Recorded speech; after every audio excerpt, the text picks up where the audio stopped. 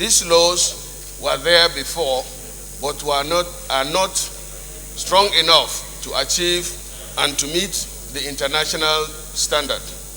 Mr. President, distinguished colleagues, you might be aware, last week, just exactly Saturday, the University of Ibadan invited me to lecture on unexplained wealth and the fight against corruption in the country. So I did some little research and discovered that most developed countries have strong institutions that are responsible for detecting unexplained wealth and going further to confiscate and dispose them into the government coffers. Now, anytime you bring up the issue of corruption, the first target or the short target is the politicians. That is particularly the members of the National Assembly and all that. But if you look at it critically, you will discover that after leaving this office and up to now that I've been in the National Assembly, I have not seen a member of House of Rep or senator that after his time in the National Assembly continue to be a rich man or live affluent life. I have not seen that yet, and I'm saying this on TV. Maybe somebody can come up to challenge me. But even just last week, there was this news that a director in the ministry, it was discovered that a director in the ministry had over 300 houses in Abuja by the ICPC. So that means that this law is something that this National Assembly should strive to support so that we would do what is needful of us and to nip this problem in the bud. I want to add that, Mr. President, this money laundering, even this act that is before us, the ICPC, the EFCC, are yet to be effective.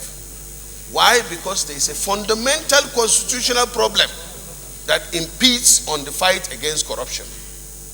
And that is the right by in the Constitution, which states that anybody is presumed innocent until proven guilty beyond reasonable doubt.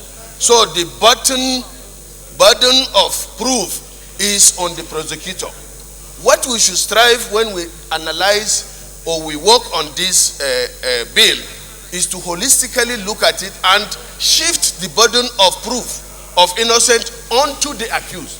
It is not a matter of sending somebody to jail. But if somebody steals something and you say that you must prove that he stole that thing, then you have a holistic tax. So if I have a house in Abuja here that is more than the mathematics of my income and that property does not equate, then I should explain where I got the money to buy that house. Unless we go further and strengthen and give teeth to this bill that we are processing, it will just be another waste of time. You go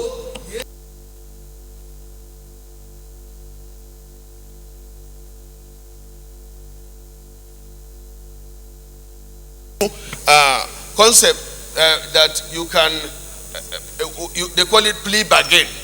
You go and steal 1 billion, and then in the process of investigation, you surrender 200, and then you are let go. And that encourages more of it. So what I'm saying, Mr. President, is that these two bills should be merged, looked into critically and holistically, so that we will come out with something that works. I strongly support this bill, and this Senate has created history for, of milestone in certain critical areas. I think this is the most important, because the root of all problem that we have in this country is as a result of corruption that is sometimes even celebrated. That is my submission. Senator, okay, Jeff.